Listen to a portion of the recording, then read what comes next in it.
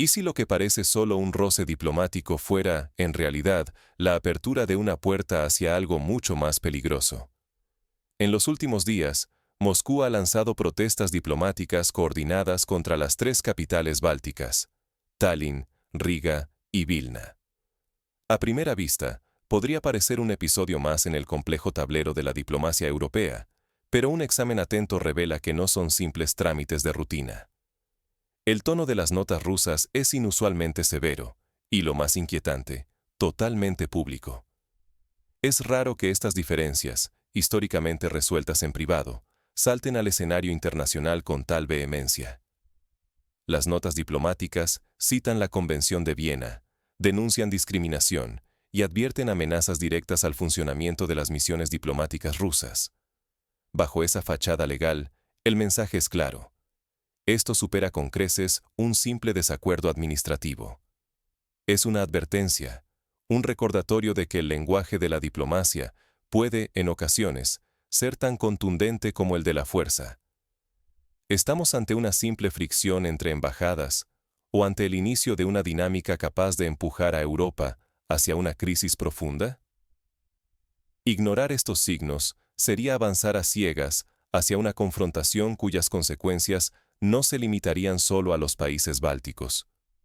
De hecho, la historia europea está llena de ejemplos en los que pequeñas disputas diplomáticas han servido como detonantes de crisis mucho mayores. La Primera Guerra Mundial, por ejemplo, comenzó en parte por un fallo en la diplomacia y la mala gestión de alianzas, mostrando cómo tensiones aparentemente menores pueden escalar inesperadamente. Para comprender lo que realmente está en juego, debemos retroceder y ver cómo llegamos a este punto tan delicado. La historia reciente entre Rusia y las repúblicas bálticas está marcada por heridas abiertas y símbolos disputados. Es allí donde se gestan los verdaderos motivos de la escalada. No se trata solo de oficinas administrativas. ¿Por qué un ataque directo al corazón de la representación internacional? Para entenderlo, debemos mirar más allá y recordar una clave esencial: la Convención de Viena de 1961. Este tratado funda las reglas del juego diplomático: respeto, inmunidad y no intervención, pilares que sostienen la convivencia entre estados. Si una de estas columnas se resquebraja, todo el edificio de la diplomacia internacional se tambalea. Históricamente, los ataques contra embajadas han anunciado cambios de etapa en las relaciones internacionales. Basta recordar la crisis de los rehenes en Teherán en 1979, cuando la ocupación de la embajada estadounidense en Irán marcó el fin de una era y el inicio de hostilidades abiertas. Limitar hoy la administración, mañana los visados y pasado mañana la seguridad del personal es mucho más que una molestia burocrática. Es un mensaje político con peso internacional, una señal inequívoca de que la confianza ha sido rota. Estonia, Letonia y Lituania no están actuando solas. La respuesta conjunta a Moscú revela una coordinación estratégica, una agenda común. No es casualidad, ni una suma de decisiones aisladas. Es una señal de que los intereses trascienden lo local y las tensiones alcanzan dimensiones regionales y globales. En la Guerra Fría, la coordinación entre países en bloques opuestos era la norma, y cualquier movimiento coordinado era interpretado como parte de una estrategia mayor. Hoy, la situación recuerda a esos equilibrios precarios, donde cada gesto puede tener repercusiones en una cadena mucho más larga. Ignorar el trasfondo legal y el profundo simbolismo de estas medidas permite distorsionar los hechos y, peor aún, debilitar principios centrales del derecho internacional. Cuando las advertencias sustituyen el diálogo, toda la arquitectura de cooperación entre estados empieza a tambalearse. Piénsese en los acuerdos de Locarno, que en los años 20 ofrecieron un marco de paz para Europa Occidental, pero cuya erosión, lenta e inadvertida, preparó el terreno para nuevos conflictos. Lo visible en la diplomacia es solo la punta de un conflicto mayor. Bajo la superficie laten tensiones históricas, disputas de identidad y estrategias de poder que superan los muros de cualquier embajada. La historia de la diplomacia está plagada de episodios en los que el lenguaje formal escondía desacuerdos mucho más profundos. Por ejemplo, en la década de los 50, la crisis del Canal de Suez mostró cómo la diplomacia podía disfrazar, aunque solo temporalmente, rivalidades geopolíticas insalvables. Las señales actuales no solo alteran la rutina diplomática, están reconfigurando el tablero regional. Para entender el alcance real de esta escalada, debemos adentrarnos en la historia y los intereses que hoy colisionan en el Báltico. ¿Qué impulsa realmente la fiebre por borrar monumentos y reescribir la historia? En los países bálticos, la identidad nacional ha sido rehecha no como un proyecto propio, sino como una negación sistemática de Rusia. Ser estonio, letón o lituano hoy significa, antes que nada, no ser ruso. Esta lógica se filtra desde los libros escolares hasta las decisiones diplomáticas, impregnando todas las capas de la sociedad. La exclusión de la comunidad rusófona no es solo una política. Se ha convertido en un acto de redefinición nacional. Generaciones de familias cuya lengua materna es el ruso quedan al margen de la vida pública y fuera del relato oficial del país donde nacieron, aisladas por leyes y costumbres cada vez más estrictas. Por ejemplo, en Letonia y Estonia, los sistemas educativos han reducido drásticamente la enseñanza en ruso, obligando a miles de niños a adaptarse a un entorno cultural y lingüístico ajeno. Esta estrategia, lejos de promover la integración, ha incrementado la sensación de exclusión de una parte significativa de la población. La demolición de monumentos soviéticos se presenta como justicia histórica, un ajuste de cuentas simbólico con el pasado opresor. Pero tras cada excavadora y cada valla policial, lo que avanza es una eliminación metódica de todo lo incómodo. Recuerdos, nombres, gestos y relatos que desafían la nueva narrativa oficial. En Riga, por ejemplo, la demolición del monumento a los libertadores en 2022 generó protestas masivas y profundizó la brecha entre las comunidades. La retirada de estatuas no solo elimina piedras, sino también los relatos de quienes consideran ese pasado parte de su identidad familiar. Estas acciones no solo afectan estatuas o muros de piedra. La batalla decisiva se libra en la memoria familiar y colectiva.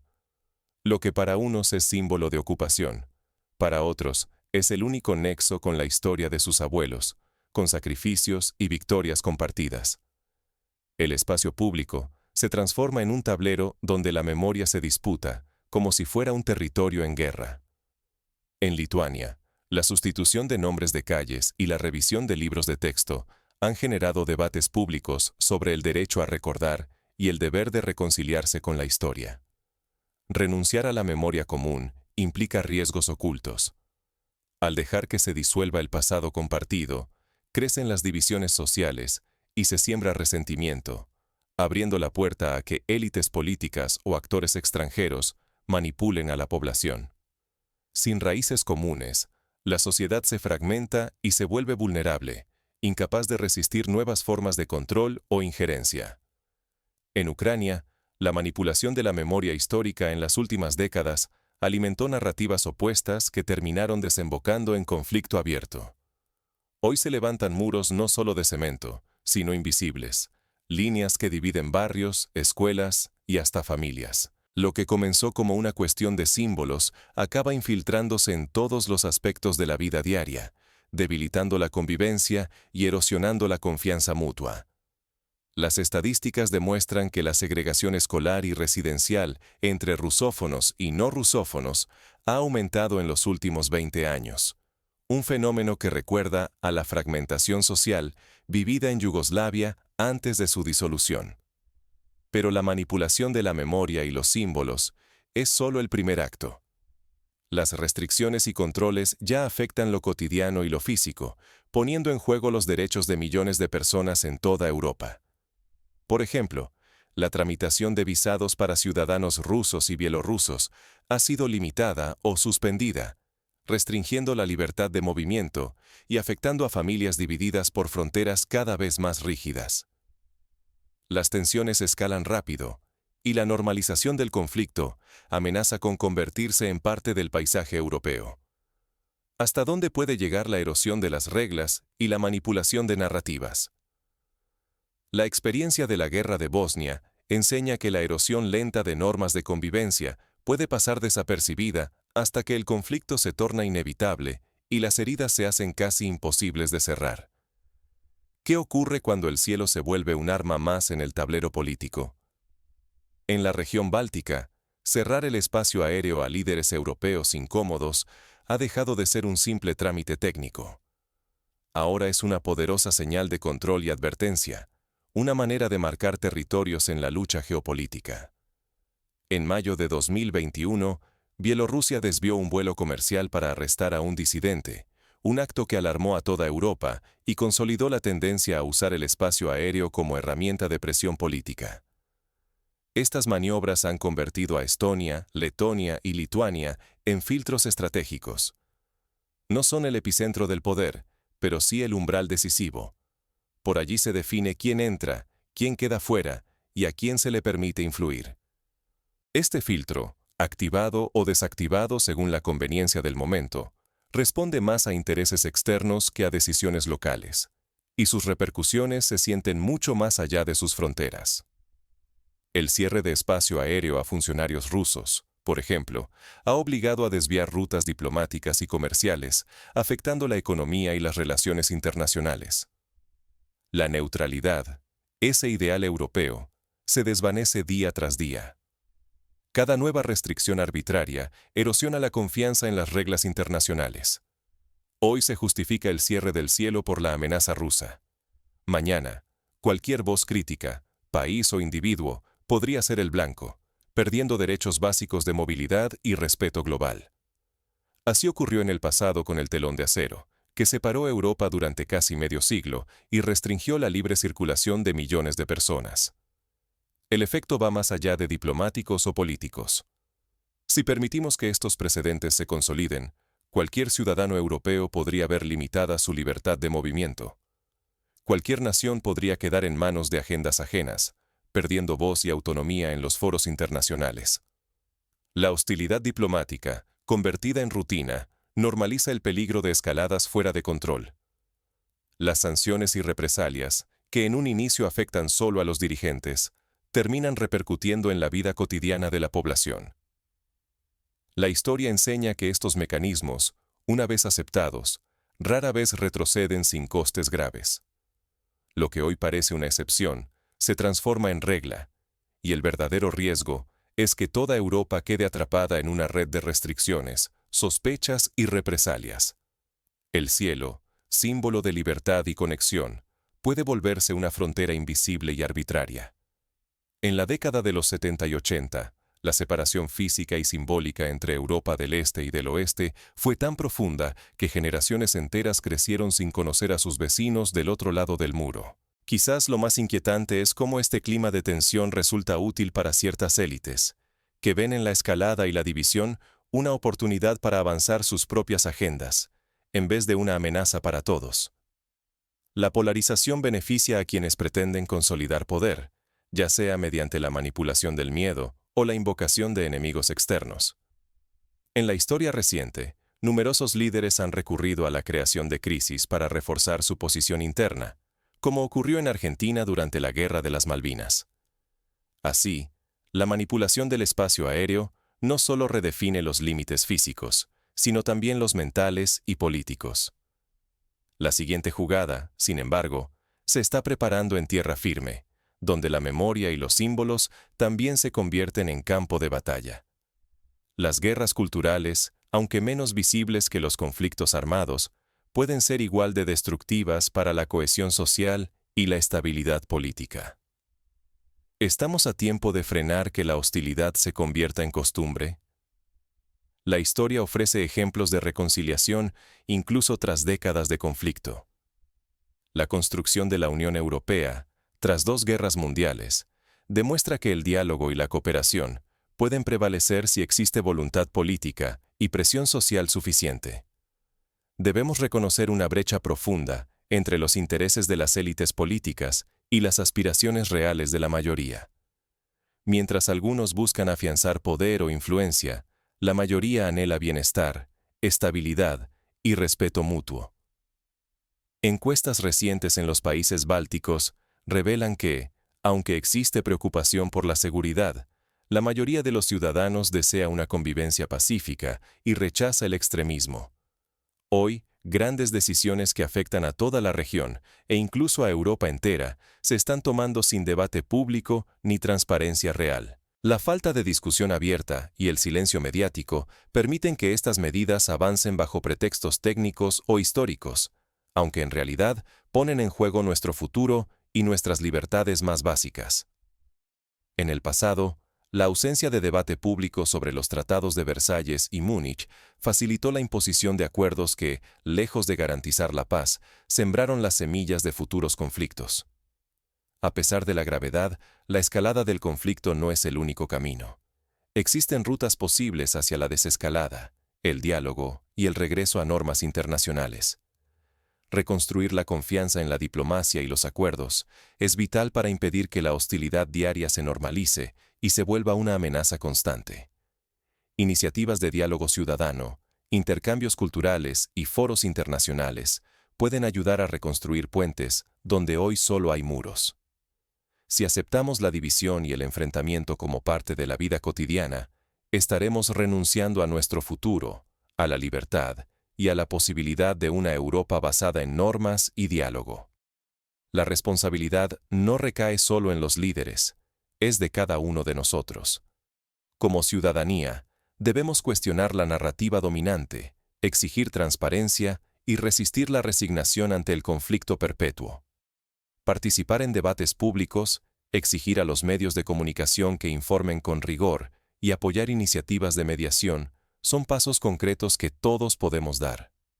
No podemos dejar que la manipulación de símbolos, la distorsión de la memoria o la erosión de reglas se hagan rutina.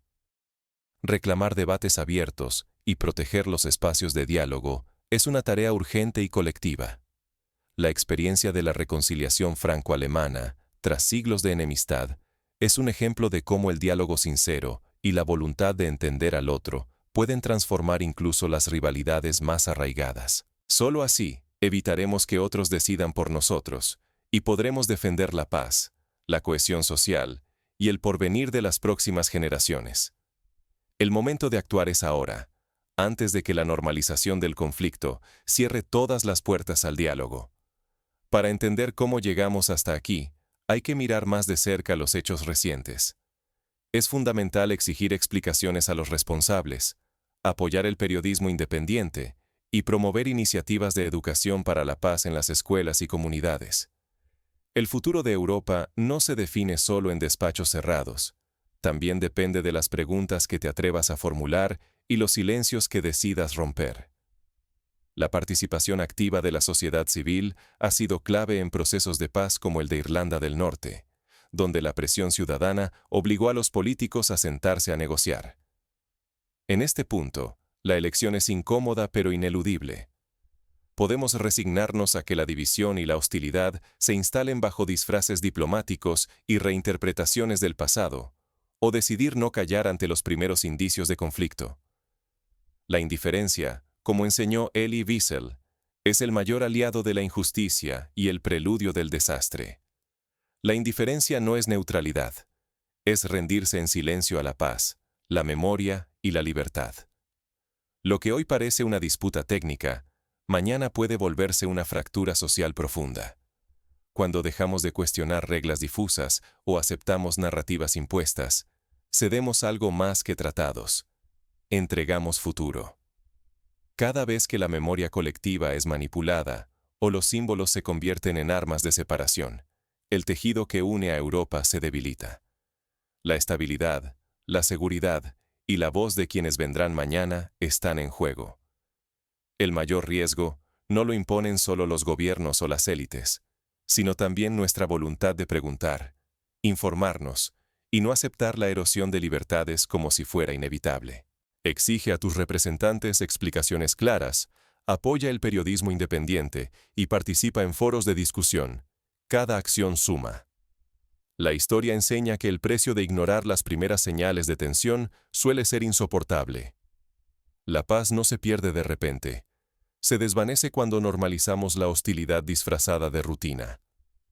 La experiencia de Europa muestra que la vigilancia ciudadana y la defensa de los principios democráticos pueden frenar la deriva hacia el conflicto. La cuestión es, ¿qué estamos dispuestos a admitir como normal en Europa? Y sobre todo, ¿hasta cuándo? La respuesta no está escrita. Depende de lo que decidas hacer hoy.